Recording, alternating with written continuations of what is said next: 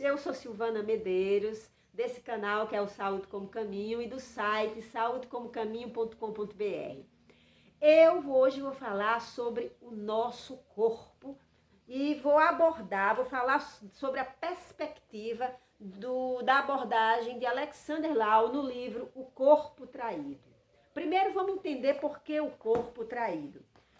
Na nossa sociedade, nós supervalorizamos a nossa capacidade de pensar, que começa com as ideias de Descartes, que disse que logo que penso, logo existo. Nesse penso, logo existo, a ciência a ciência supervaloriza a nossa razão, em detrimento de todas as outras dimensões. A dimensão emocional, a dimensão corporal, a dimensão espiritual. Essas três dimensões acabam sendo negligenciadas pela nossa cultura científica. E nós, enquanto raça, na atualidade, valorizamos o que a ciência diz como importante, nós, no nosso cotidiano, acabamos fazendo a mesma coisa. Nós supervalorizamos a nossa cabeça, o nosso cérebro, a nossa capacidade de pensar, por isso acumulamos muito conhecimento e nos dedicamos pouco a entender e a satisfazer as necessidades do nosso corpo. Não estou falando de satisfazer do ponto de vista estético, porque muitas vezes a gente se dedica a cultuar o nosso corpo esteticamente, para que ele fique bonito e atrativo, como se fosse uma grande vitrine. Não é nessa dimensão que eu estou falando, porque o corpo, ele é bom ter um corpo bem apresentado, mas o mais importante é ter um corpo saudável, um corpo que lhe dê possibilidade de expressar com fluidez os seus sentimentos, os seus desejos, né? A sua capacidade de ir e vir com liberdade, ou seja, você poder estar no mundo de uma forma leve, livre e solta. Nesse livro, Alexander Lau, como na maior parte dos seus livros, que trata sobre casos que ele tratou em seu consultório, né? Ele traz casos reais e mostra como alguns clientes estão vivendo um cotidiano muito limitado. Por quê? Porque não aceitam ou mesmo ignoram as necessidades expressas pelo seu corpo.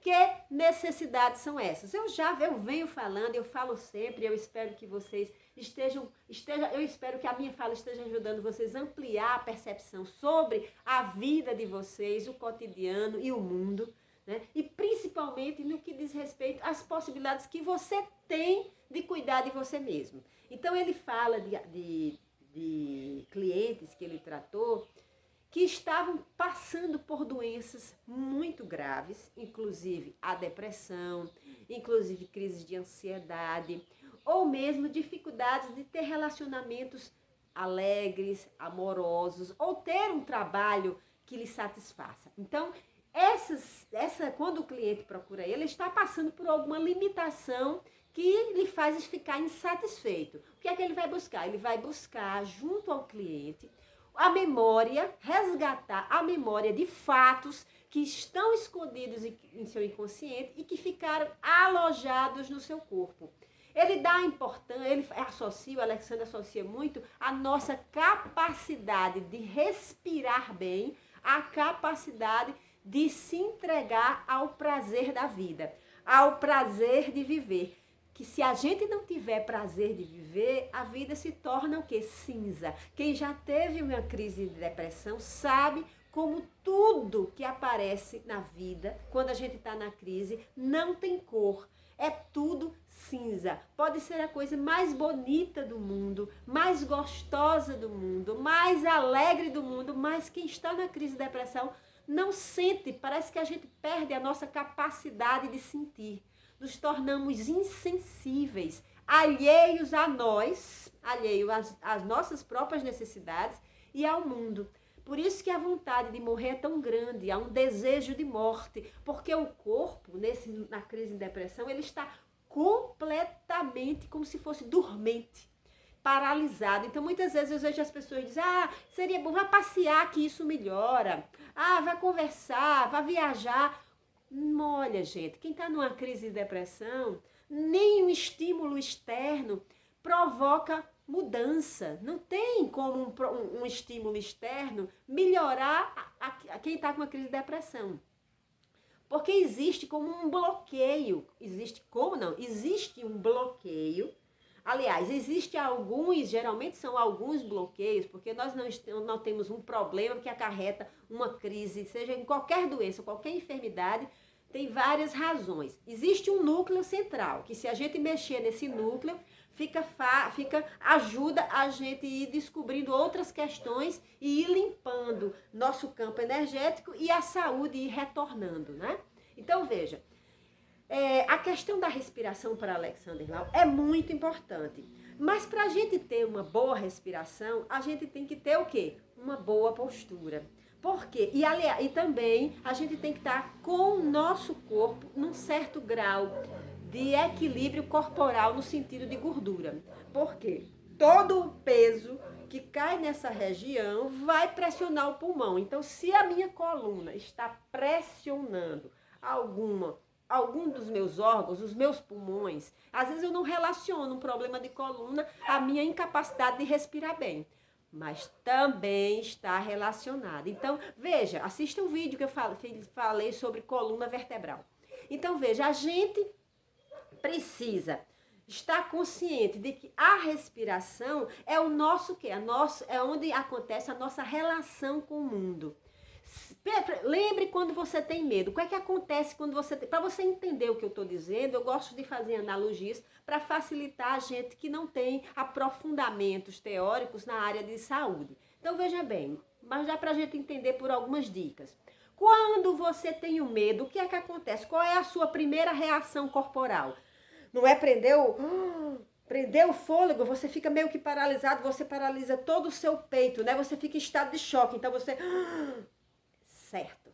Veja bem, se você faz isso diante de um medo, diante de uma situação que acontece de repente, você também faz isso diante de situações cotidianas que lhe causam um medo. Às vezes não é um medo tão pavoroso, são pequenos. Por exemplo, o medo cotidiano, quem trabalha com o público, de falar com o público, de se expressar, de entrar em contato com os clientes da sua empresa. Se você tem essa dificuldade e você tem que fazer isso cotidianamente, você vai, toda vez que você vai fazer sua atividade, você vai segurar. Um professor que ainda não está bem ambientado no seu espaço de trabalho e tem que enfrentar todos os dias 30, 40, 50 alunos em uma sala de aula. Então, quando ele já entra tenso.